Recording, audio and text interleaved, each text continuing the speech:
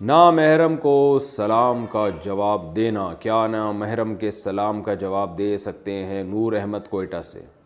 جی نامحرم بھی مسلمان ہی ہوتی ہے یا ہوتا ہے، تو اگر سلام کرے تو اس کا جواب دے دینا چاہیے، بس جواب پر اکتفا کریں اور پتلی گلی سے آگے نکل جائیں۔ غیبت کا کفارہ کیا ہے؟ کسی کی غیبت کرنا حقوق العباد میں آئے گا یا حقوق اللہ میں آئے گا؟ نیز اس کی تلافی کا کیا طریقہ ہوگا؟ محمد فیضان لکھنؤ سے۔ دیکھیں غیبت اصل میں تو غیبت سے بچنا حقوق العباد ہے، لیکن ہر حقوق العباد اصل میں اللہ کے حقوق بھی ہیں، کیونکہ اللہ نے بھی اس سے روکا ہے۔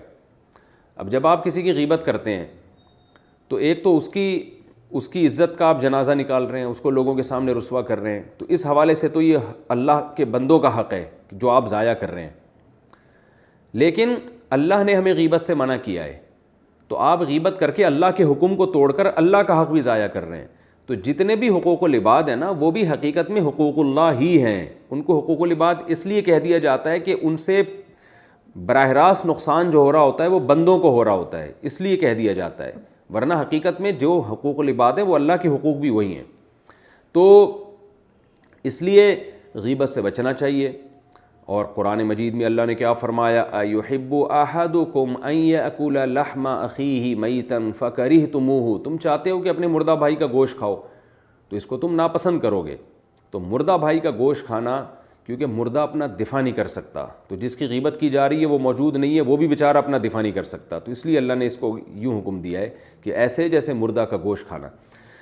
باقی اگر غیبت ہو گئی ہے تو اس کی تلافی کا کیا طریقہ ہوگا؟ تلافی کا ایک غلط طریقہ ہے، ایک صحیح طریقہ ہے۔ غلط طریقہ یہ ہے کہ آپ نے جس کی غیبت کی ہے اس کو جا کے آپ بتائیں کہ بھائی جان میں نے آپ کی غیبت کی ہے، میں آپ سے معافی مانگتا ہوں۔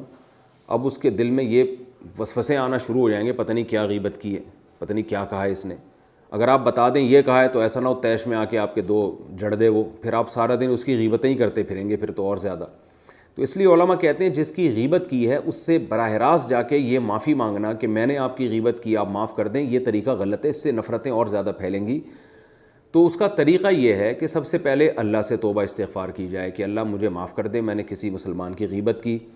دوسری بات، جس کی غیبت کی ہے اس کے لیے دعا کی جائے کہ اللہ میری اس غیبت کی وجہ سے تو میرے گناہ اس کو دینے کے بجائے یا میری نیکیاں اس کو دینے کے بجائے تو اپنے فضل سے اس کے گناہ معاف کر دے اور اس کو اپنے فضل سے نیکیاں دے دے۔ دوسرا کام ہو گیا۔ تیسرا کام یہ کہ غیبت کر کے آپ نے اس کی عزت کا جنازہ نکالا ہے، لوگوں کے سامنے اس کو رسوا کیا ہے، تو اب جو اس کی ذلت ہوئی ہے نا معاشرے میں، اس کی تلافی کریں، اس کی عزت بحال کریں۔ لوگوں کے سامنے جا کے کہیں بھائی وہ جو میں نے اس کی برائی کی تھی، پتہ نہیں یار اس کی حقیقت بھی ہے یا نہیں ہے، واللہ عالم، ہو سکتا ہے وہ غلط کہہ رہا ہوں، مجھے غلط فہمی ہوئی ہو، یا اس کی کسی اور طرح سے کوئی تعریف کر دیں، کیونکہ غیبت کر کے آپ نے اس کی عزت میں کمی کی ہے۔ تو اب اس کی تلافی یہی ہوگی کہ اس کی جو پہلے عزت تھی وہ بحال کر دی جائے۔ تو اس طرح سے جو ہے وہ تلافی غیبت کی ہو سکتی ہے۔ اور پھر بھی اگر یہ عادت نہ چھوٹے نا غیبت کی، تو پھر صدقہ خیرات اپنے اوپر لازم کرنا چاہیے، اور یہ ارادہ کرنا چاہیے کہ مجھ سے جب بھی غیبت ہوگی میں اتنے پیسے اللہ کی راہ میں صدقہ کروں گا۔ سبسکرائب کریں بزم زینت چینل کو اور بیل آئیکن پر کلک کر کے آل پر کلک کریں۔